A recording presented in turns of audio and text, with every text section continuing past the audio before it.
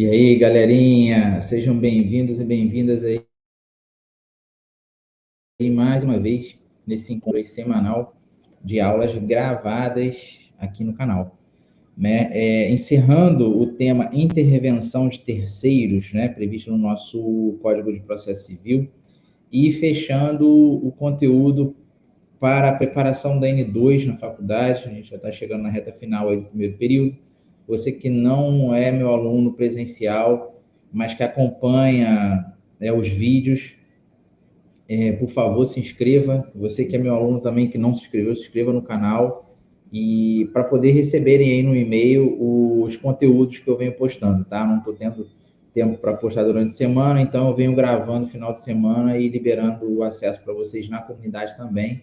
E quem não tiver na comunidade, eu vou postar aqui o contato na descrição do vídeo para vocês entrarem na comunidade. Estou abrindo outra no Telegram, e vocês vão também, se vocês quiserem, participar do conteúdo do Telegram, tá certo?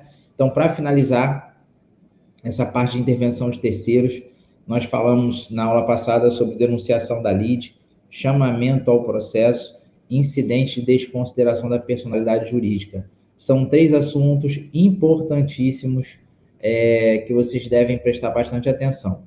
Na sala de aula eu tenho ditado algumas coisas, vocês têm montado um bom caderno com conteúdos e exemplos práticos, tá? E agora a gente trabalha a questão teórica, porque esse material está muito rico de informação. Eu vou dando uma comentada para poder dar uma incrementada no que está previsto aqui nesse material, que eu vou direcionar para vocês em PDF e PowerPoint. Belezinha?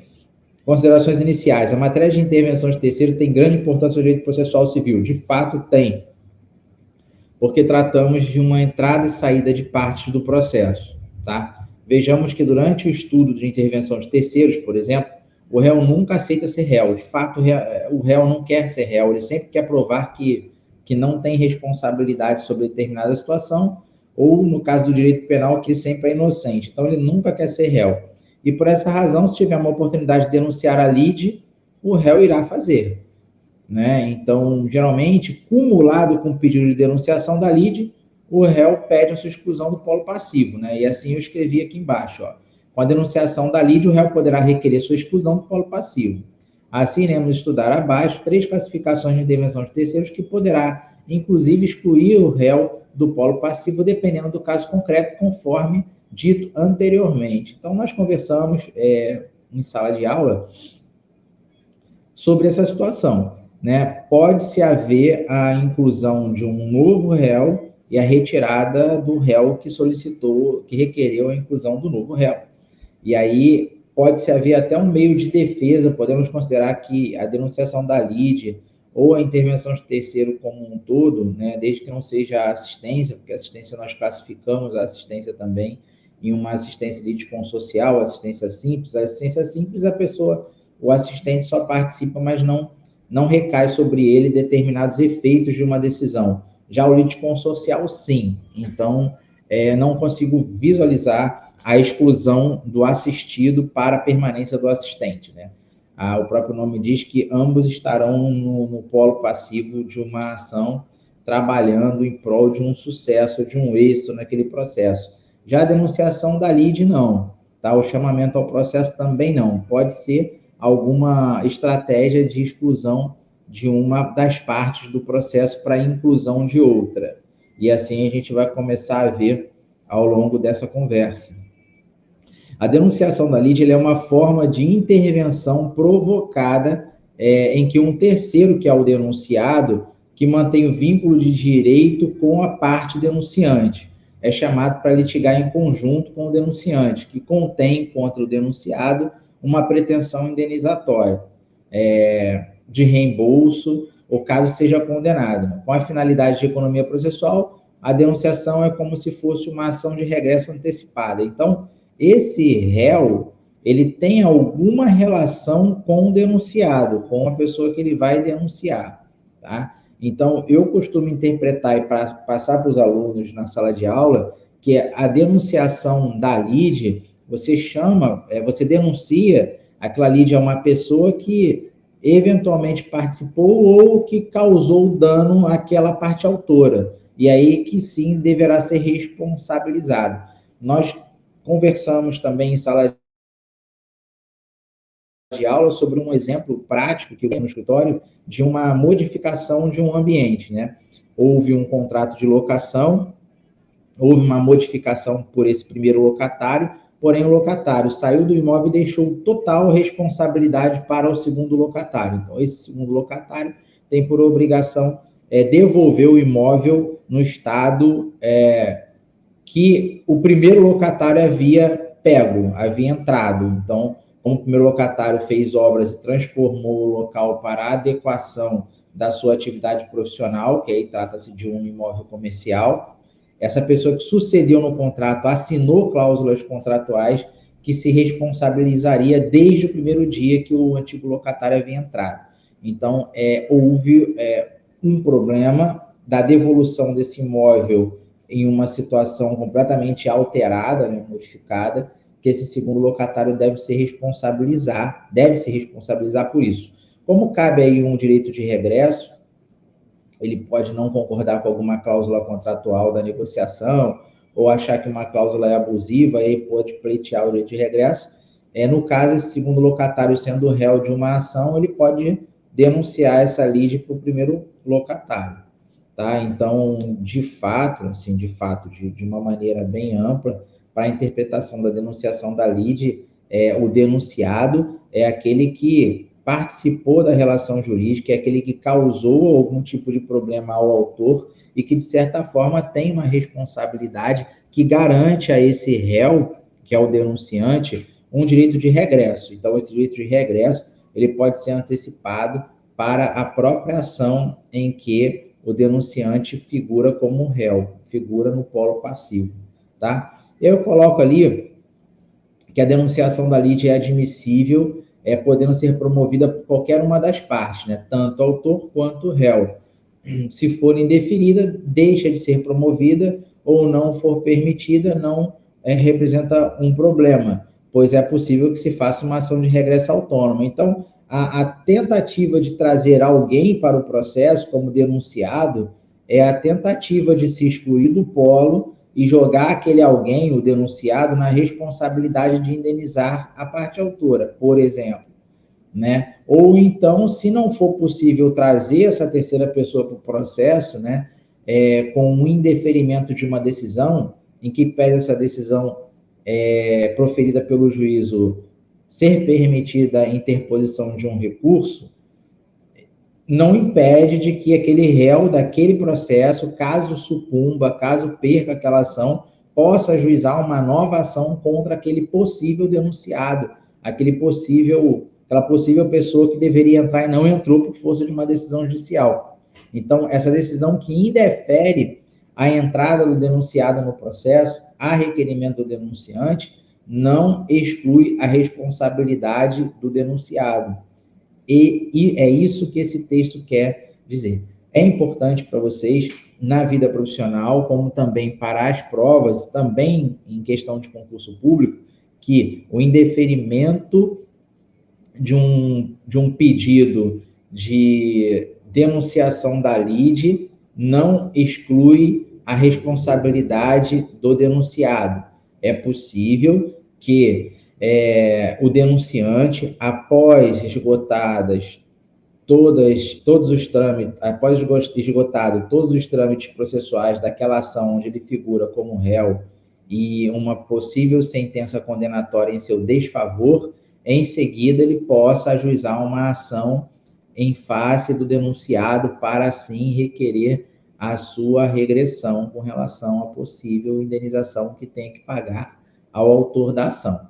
Tá? Então, o que é importante vocês saberem, para a gente encerrar esse debate sobre denunciação da lide, já avançar para o chamamento ao processo. Depois a gente vai fazer uma comparação entre os dois conceitos, tá? Considerando também que nós já exploramos bastante esse assunto em sala de aula. Denunciação à lide é uma espécie de direito de regresso, pode ser considerada como uma espécie de direito de regresso, ou seja, quem não estiver entendendo, se eu figuro como réu numa ação, mas eu sei que por trás de mim existe uma pessoa que causou aquele problema ao autor da ação, eu vou denunciar essa lead a esse alguém, a essa terceira pessoa, para trazê-lo ao processo e assim ele ser responsabilizado no processo. Posso requerer que eu seja excluído do processo para que essa pessoa fique como réu.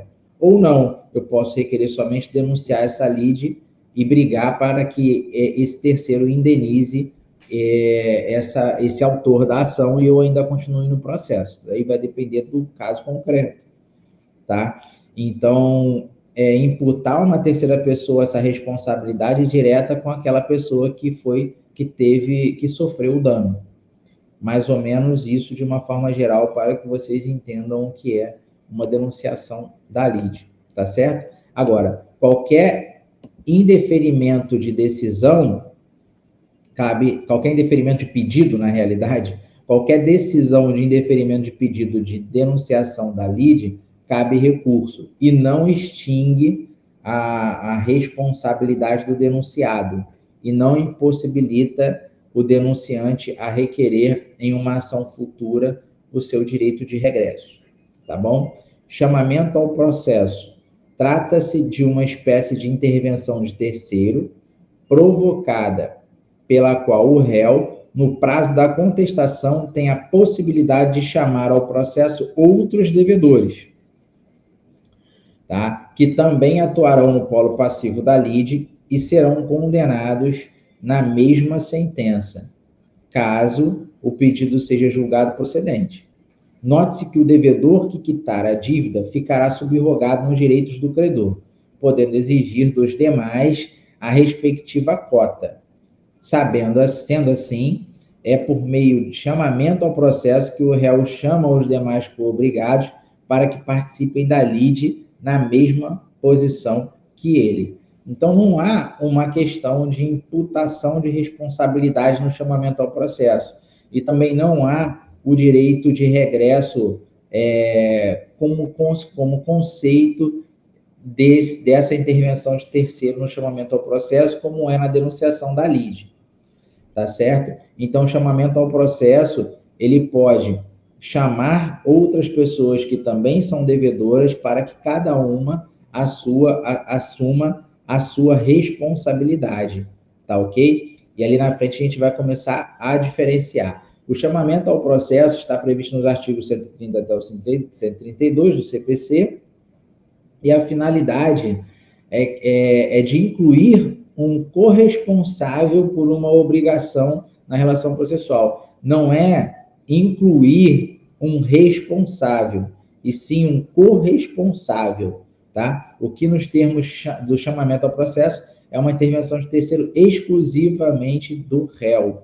Então, a própria lei prevê que o chamamento ao processo só pode ser praticado quando a pessoa que está chamando seja réu. A parte autora não pode chamar outra parte autora para o processo, tá? Apenas o réu pode chamar um outro réu, um corresponsável para participar daquele processo como réu.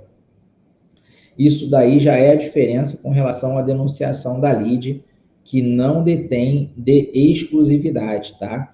Que lá na denunciação da lide pode haver tanto o autor quanto o réu que pode praticar a denunciação.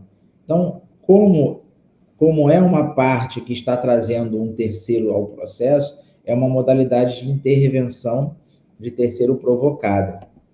Tanto o chamamento quanto a denunciação é provocada. Isso eles têm em comum, tá? Aqui temos uma situação de litisconsórcio ulterior. Por que ulterior? Porque A ajuizou uma ação contra B, ou em face de B. Após o recebimento dessa ação, durante o trâmite processual, no prazo da apresentação da contestação, que é a defesa, B chama C ao processo. Então, é um litisconsórcio ulterior, tá? Ele é ulterior porque o próprio autor já havia qualificado a ação de um autor apenas e um réu apenas. Então, só o réu vai chamar uma outra parte para comparecer ao processo e, assim, configurar um litisconsórcio passivo. Tá certo? Então, aqui a pessoa será chamada ao processo e passará a ser litisconsorte do réu, ou seja, passará a ser também réu. Então, chamamento ao processo é um meio de se formar um litisconsórcio ulterior passivo. É importante entender isso. Quando se há um chamamento ao processo, se há um litisconsórcio ulterior passivo, nunca ativo, justamente por conta dessa diferença entre denunciação da lide e chamamento ao processo. Denunciação da lide pode ser provocada pelo autor ou pelo réu, visando exercer o seu direito de regresso. Chamamento ao processo, apenas o réu poderá requerer uma intervenção de um terceiro para integrar o polo passivo da demanda em litisconsórcio ulterior em razão da configuração da solidariedade. Necessariamente, para que se chame uma terceira pessoa ao processo, no caso do chamamento ao processo, deve haver uma relação jurídica de cooperação, deve haver uma relação jurídica de solidariedade, ou seja, os dois réus responderão no processo de forma igual, por isso que se forma um litisconsórcio ulterior, podendo inclusive ser entendido como necessário, dependendo do caso concreto. Tá certo? E para finalizar, a terceira espécie de intervenção de terceiros na aula de hoje, que é a aula 10, descartando a assistência, que aí no caso seria uma quarta possibilidade, tá? Uma quarta espécie, nós já estudamos na aula 9 a assistência. Então, para fechar a questão de intervenção de terceiro, nós falaremos agora um pouquinho sobre incidente da desconsideração da personalidade jurídica. Considero esse assunto como muito importante e volto a repetir para vocês que esse tipo de intervenção de terceiro, a desconsideração da personalidade jurídica, que é entendido como pelos doutrinadores e pela norma legal como um incidente, é um assunto muito importante também para o direito civil. Por quê? Porque no estudo do direito civil nós pegamos a parte do capítulo inicial do Código Civil Brasileiro sobre estudo de pessoas jurídicas. E quando tratamos de pessoas jurídicas, nós tratamos de contrato social, tratamos de estatutos, tratamos de empresas com fins lucrativos, empresas privadas, tratamos também de empresas públicas, tratamos de associações, fundações, tratamos de responsabilidades, tratamos de empresas com fins lucrativos e sem fins lucrativos. Então, todo conceito de pessoa jurídica tem que estar atrelado, principalmente com fins lucrativos, à desconsideração da personalidade jurídica. O Código Civil Brasileiro ele não prevê de forma bem detalhada e explicativa a questão do incidente de desconsideração da personalidade jurídica, mas prevê a desconsideração da personalidade jurídica, lógico que não de uma forma bem detalhada, e isso vocês precisam saber, tá ok? É um assunto importante, por quê? Porque são formas de atingir o objetivo processual. Se há uma demanda em face de uma empresa, de uma pessoa jurídica com fins lucrativos ou sem fins lucrativos, dependendo da situação, e essa demanda chega ao final, e no final nota-se que um dos sócios está causando prejuízo ainda ao autor da ação, ao requerente, pode-se haver a desconsideração da personalidade jurídica para que aquela obrigação recaia sobre o sócio causador do problema. E aí não se perde a ação, tá certo? Então vamos ler essa questão que eu coloquei embaixo aí de incidente de personalidade, desconsideração da personalidade jurídica, para a gente entender um pouquinho melhor, tá? Essa modalidade alude de um incidente processual que causa a intervenção de terceiro, sócio ou a sociedade que será citado no processo. Deixa de lado a personalidade jurídica, ou seja, deixa de lado a empresa, ou seja, deixa de lado o CNPJ, para alcançar os sócios, ou seja, para alcançar a pessoa natural, as pessoas naturais, para alcançar o CPF dessas pessoas naturais. Então, nós trazemos esses sócios para dentro da demanda judicial como forma de intervenção de terceiros. Tá certo? Então, inicialmente o processo tramita contra uma pessoa jurídica.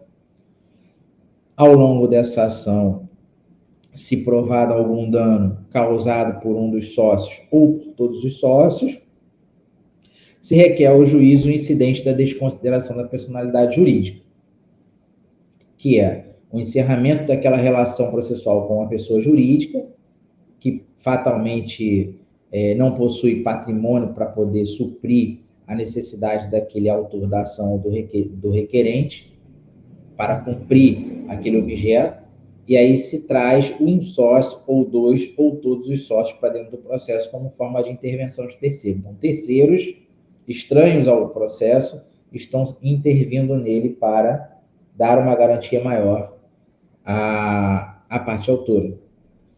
Tá certo aí? Hipótese de cabimento. O artigo 50, como eu falei para vocês anteriormente, prevê o abuso da personalidade jurídica. Quando se comprovado o abuso da personalidade jurídica, que é um prejuízo ao particular, ao autor da ação,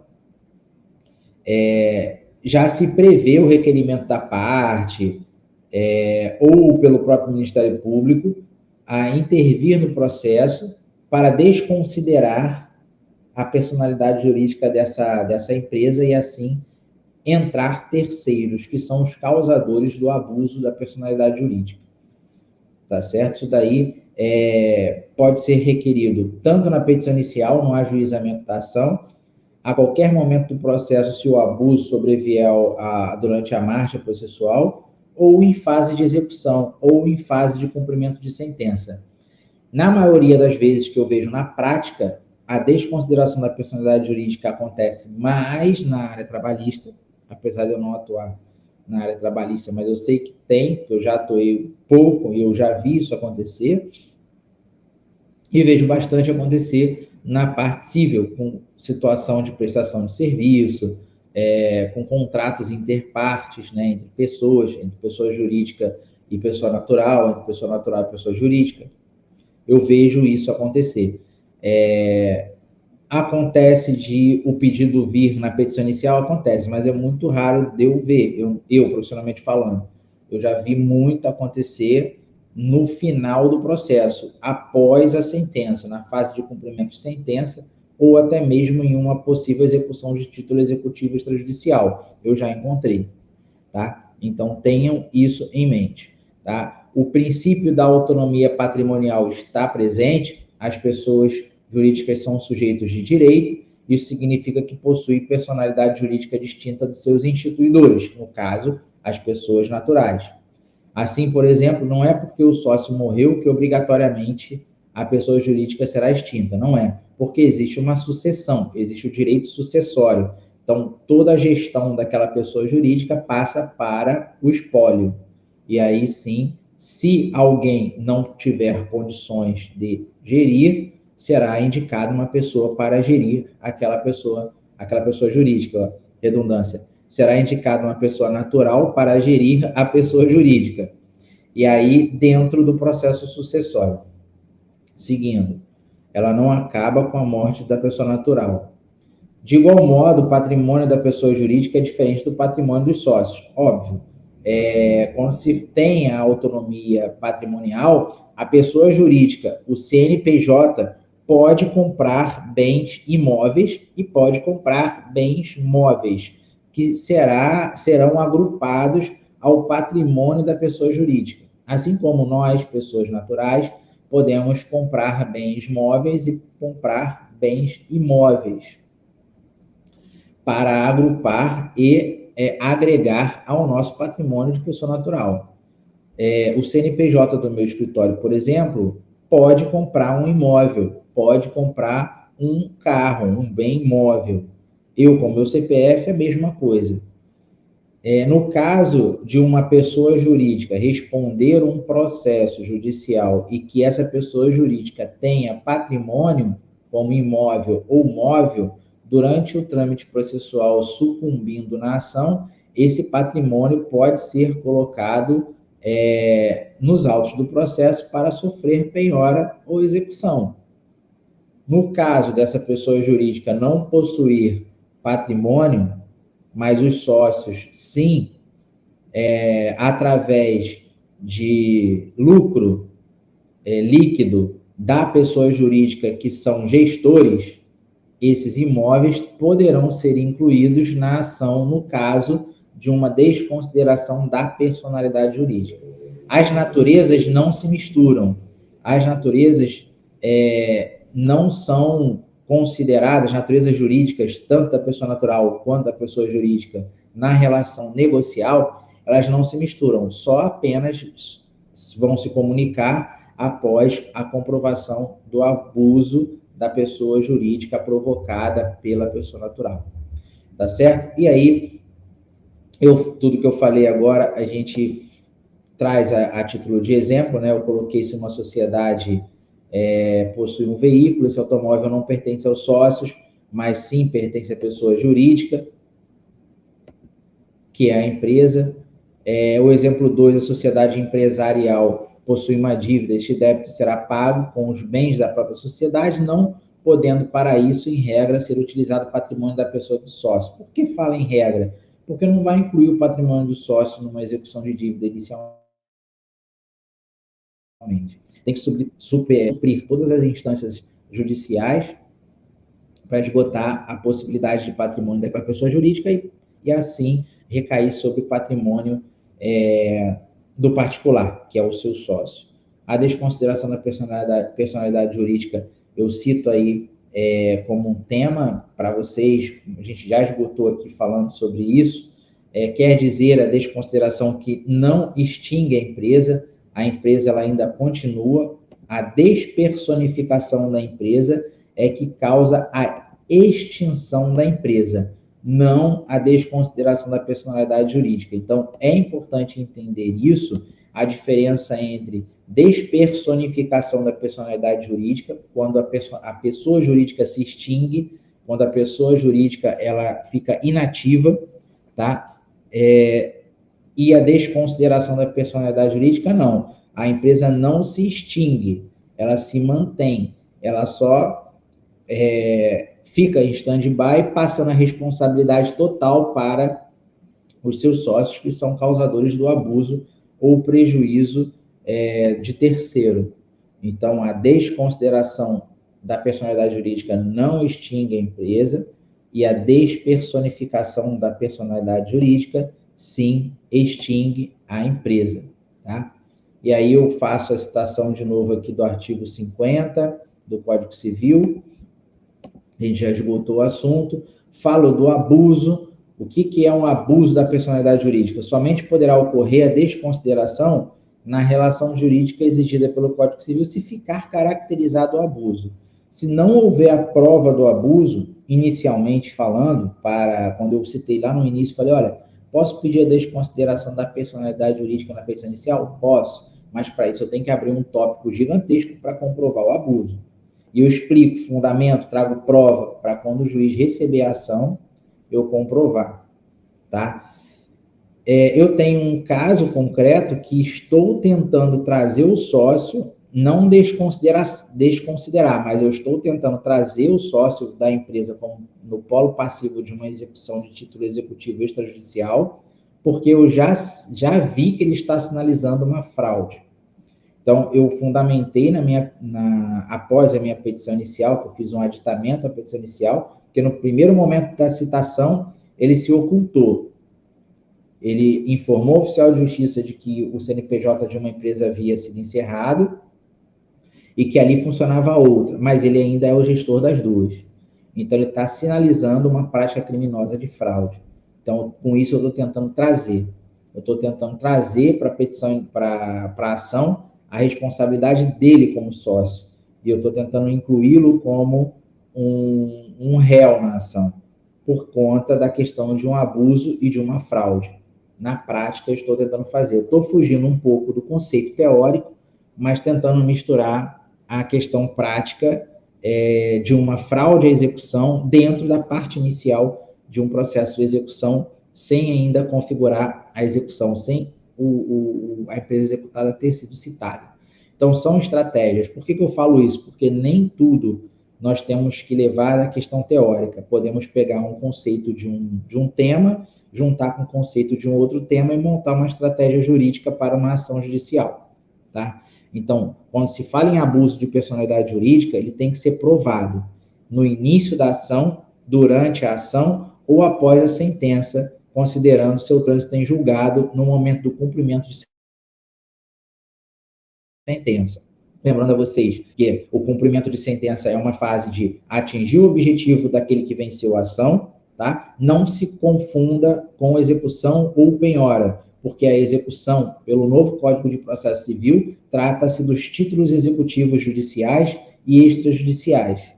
Entenderam? Então, eu posso fazer uma composição de abuso da personalidade jurídica também, quando eu for executar um título executivo extrajudicial. Por isso que eu estou construindo uma tese para trazer um sócio para dentro da ação de execução. Estou iniciando uma ação executiva extrajudicial.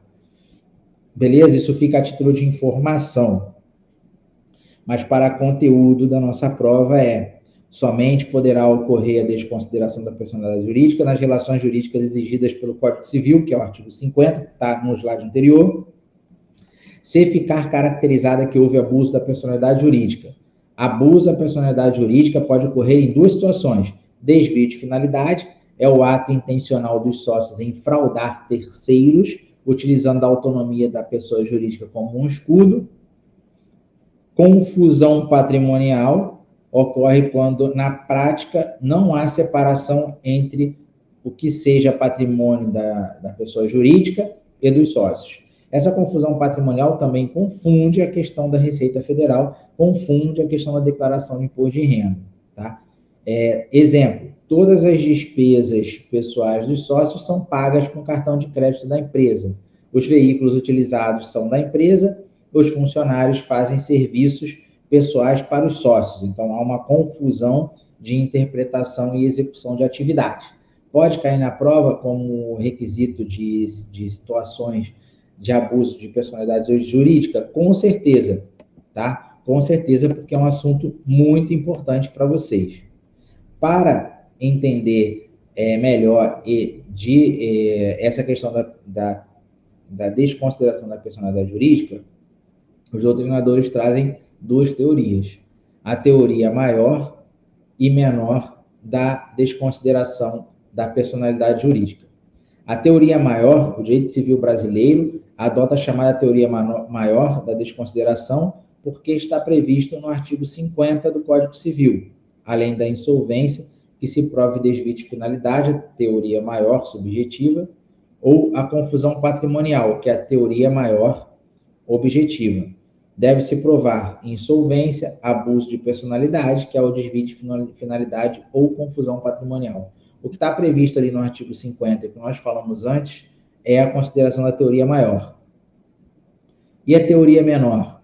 No direito do consumidor e no direito ambiental. Então, o que está previsto no direito civil é a teoria maior, o que está previsto no Código de Defesa do Consumidor no direito ambiental é a teoria menor, que adotou-se a desconsideração. Isso porque, para que haja desconsideração da personalidade jurídica, nas relações jurídicas envolvendo consumo ou responsabilidade civil ambiental, temos que provar... Deixa eu tirar aqui basta provar a insolvência da pessoa jurídica. Deve-se provar apenas a insolvência. São provando apenas a insolvência, não provando a questão do abuso no direito do consumidor, o juiz pode deferir a desconsideração da personalidade jurídica. Não devo pedir isso na prova, tá? Observação: alguns autores criticam essa divisão entre teorias maior e menor da desconsideração da personalidade jurídica. É por isso que eu não vou cobrar na prova, tá? Eu falo da teoria maior, da teoria menor, mas na prática, o ideal para se assegurar o direito, e é uma tentativa melhor e maior de êxito na desconsideração, é provar o abuso. Se você não prova o abuso, fica complicado de conseguir obter o êxito, tá? E aí tem que sinalizar. No final da ação, no caso de uma sentença, tentando bloquear bens do patrimônio da empresa, não conseguindo, você tem sim um abuso, tá? Um indício de abuso, e aí você pode ter mais facilidade da desconsideração na tentativa do cumprimento de sentença ou execução, tá? Então, galerinha, fechando essa questão do incidente de desconsideração da personalidade jurídica, eu coloco para vocês aqui, procedimento não pode ser instaurado de ofício, depende sempre da provocação da parte interessada ou quando atue no processo do Ministério Público. O Ministério Público sempre será um fiscal da lei para também requerer esse tipo de incidente. Por que incidente? Porque pode acontecer do nada, no meio do processo, desde que fundamentado, tá? Pode ser inicialmente, pode ser durante o processo, pode ser após a sentença, isso vai acontecer, a desconsideração da personalidade jurídica, beleza? Aqui encerramos intervenção de terceiros. Na aula 10, após a hora da merenda, nós começamos a pegada da petição inicial e aí a gente vai começar a imprimir um ritmo um pouco diferenciado dentro da ementa da faculdade, com uma aula mais prática, explicativa, sobre o conteúdo de petição inicial até a sentença, tá certo? Então, na próxima gravação, eu vou apresentar para vocês a aula 10, segunda parte, comentando sobre petição inicial, extinção de processo, atos processuais, no tempo, no lugar e no espaço de uma ação judicial num processo de conhecimento prático, tá certo? Então, até lá, muito obrigado aí pela ação de todos, pela presença de todos e o tempo dedicado para assistir esse material, e vamos para cima.